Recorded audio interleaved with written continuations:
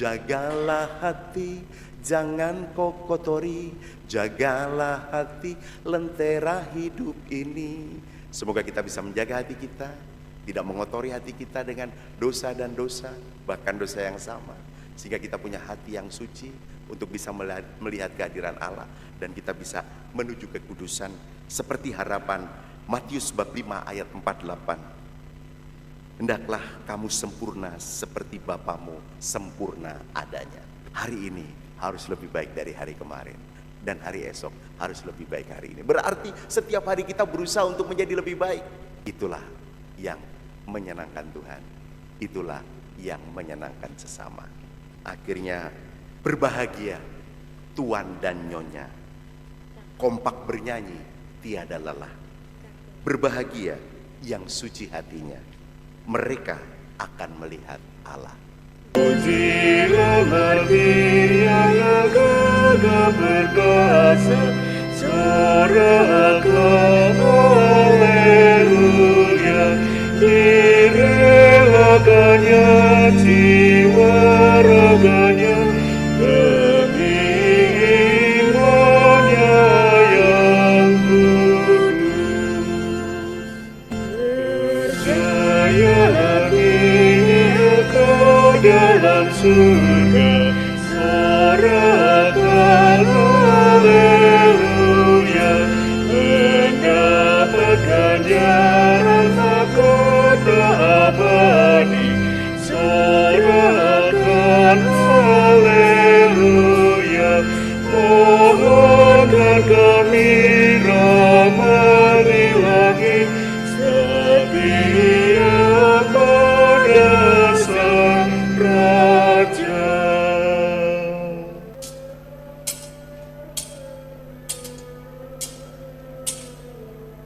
Dalam nama Bapa dan Putra dan Roh Kudus. Amin.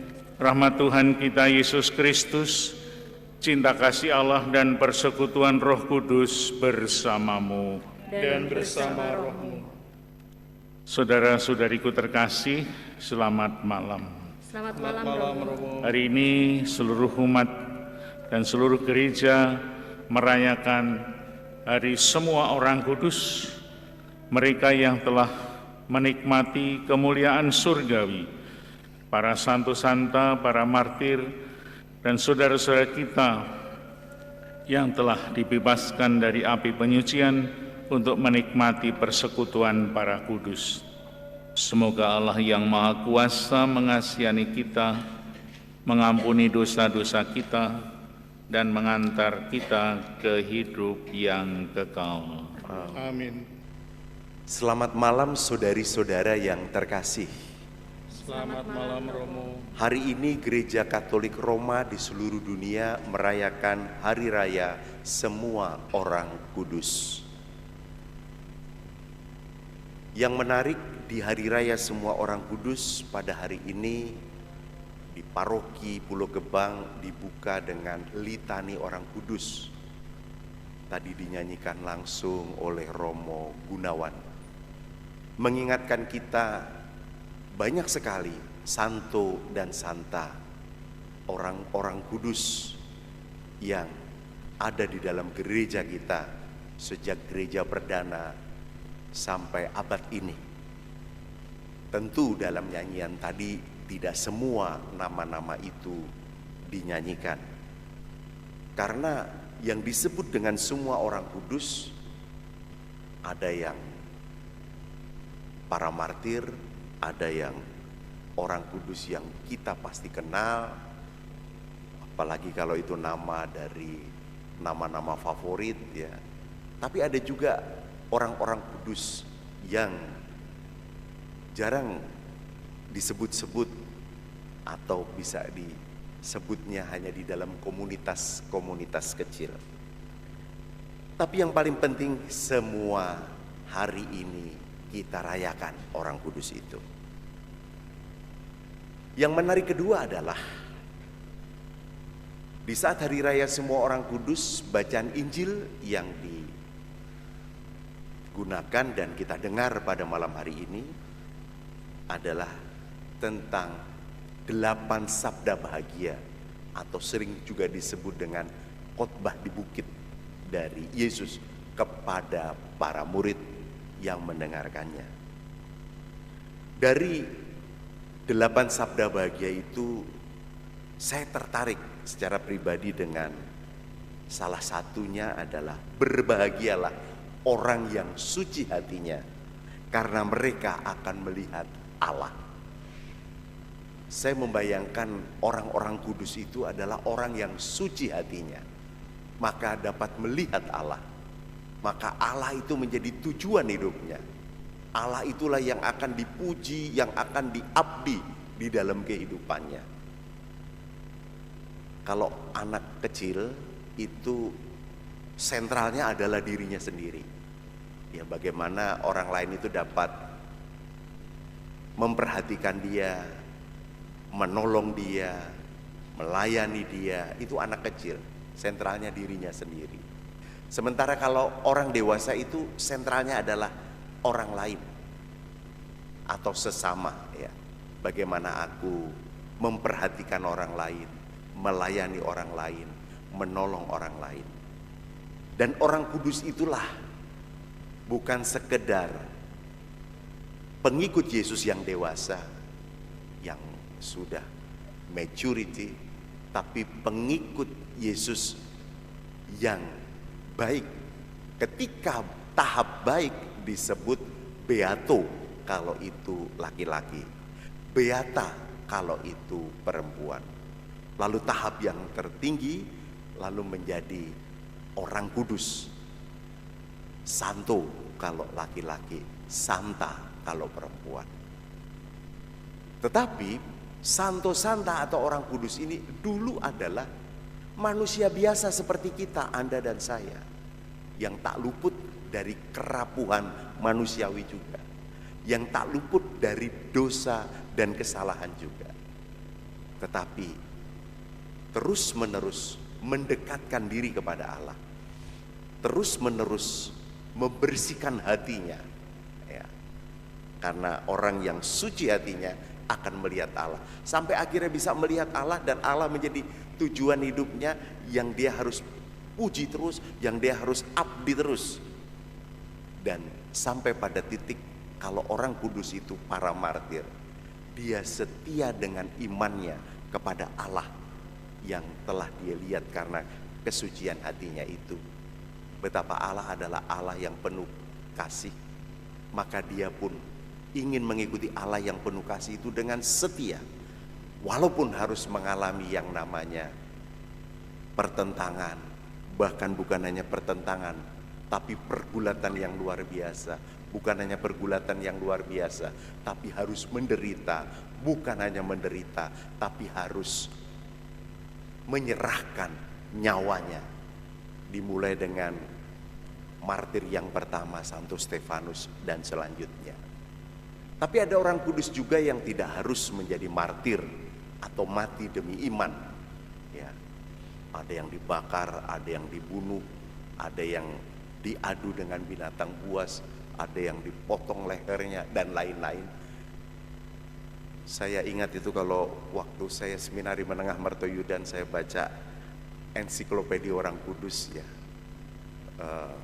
berseri itu ya, buku-buku tipis dari terbitan Canisius. Wah, luar biasa. Mungkin kalau sekarang Anda bisa googling itu ya, dari gadget Anda, orang kudus siapapun Anda googling, di situ ada kisahnya, bahkan ada perayaannya. Tapi ada juga orang kudus yang tidak harus menyerahkan nyawanya atau menjadi martir, tetapi karena keutamaan atau keteladanan hidupnya yang baik, yang semuanya diarahkan kepada Tuhan dan diarahkan untuk mengabdi Tuhan melalui mengabdi sesama, akhirnya dia menjadi orang kudus yang juga luar biasa. Peringatan orang kudus biasanya adalah hari kematiannya.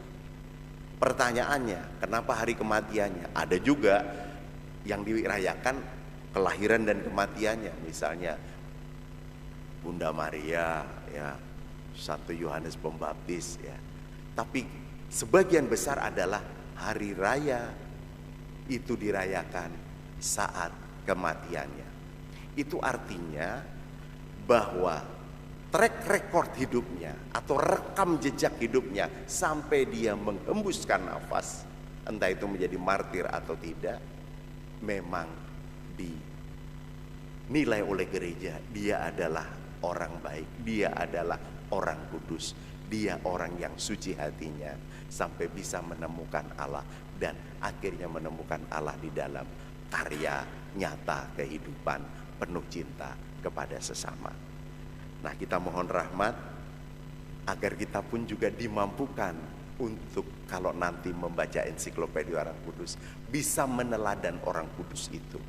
Sekecil apapun, yang penting adalah terus-menerus mohon rahmat juga kepada santo-santa yang kita rayakan hari ini, agar hati kita pun bisa suci, agar kita bisa melihat kehadiran Allah yang luar biasa melalui peristiwa yang kita alami dan melalui orang yang kita jumpai. Jagalah hati, jangan kau kotori, jagalah hati, lentera hidup ini. Semoga kita bisa menjaga hati kita, tidak mengotori hati kita dengan dosa dan dosa, bahkan dosa yang sama, sehingga kita punya hati yang suci untuk bisa melihat kehadiran Allah dan kita bisa menuju kekudusan seperti harapan Matius bab 5 ayat 48. Hendaklah kamu sempurna seperti Bapamu sempurna adanya. Sekarang pertanyaannya, bisa nggak kita menjalankan nasihat ini? Sempurna seperti Bapa sempurna. Jika tidak bisa, kenapa harus ada sabda itu? Ada seorang pastor senior, dia berkata, menjadi sempurna seperti Bapa sempurna, itu harus dilakukan dalam hidup harian kita. Setidaknya rumusan sederhana ini bisa membantu kita. Jadi menjalani hidup hari ini harus lebih baik dari hari kemarin, dan hari esok harus lebih baik dari hari ini. Kita sudah menuju ke kesempurnaan itu. Kita sudah menuju kepada kekudusan itu. Saya ulangi, hari ini harus lebih baik dari hari kemarin, dan hari esok harus lebih baik hari ini. Berarti setiap hari kita berusaha untuk menjadi lebih baik. Itulah yang menyenangkan Tuhan. Itulah yang menyenangkan sesama. Semoga kita dimampukan untuk itu. Akhirnya pantun singkat. Berbahagia tuan dan nyonya, kompak bernyanyi tiada lelah. Berbahagia yang suci hatinya, mereka akan melihat Allah. Amin. Kita hening sejenak meresapkan sabda Tuhan. Marilah mewartakan misteri iman kita. Setiap kali kami mengeruti ini dan minum dari piala ini, bahwa Tuhan kami harapkan hingga Engkau datang. Saudara-saudariku terkasih, besok tanggal 2 November kita kembali akan merayakan Ekaristi untuk mendoakan saudara-saudara kita yang telah dipanggil Tuhan, yang telah meninggal, yang mungkin masih ada di api penyucian. Semoga kita dapat membantu mereka agar segera dimasukkan ke dalam kebahagiaan surgawi. Kita akan merayakan Ekaristi besok secara offline dan online jam 7 malam di gereja ini, dan doa-doa untuk saudara-saudara kita yang didoakan akan dibacakan mulai jam 6 sore dan misanya mulai jam 7. Marilah kita mengakhiri ibadat kita dengan mohon berkat Tuhan. Tuhan bersamamu Dan bersama rohmu. Semoga kita semua selalu diberkati oleh Allah yang Maha Kuasa, Bapa dan Putra dan Roh Kudus. Amin. Misa kita sudah selesai. Syukur pada Allah. Kita diutus membawa damai Tuhan. Amin.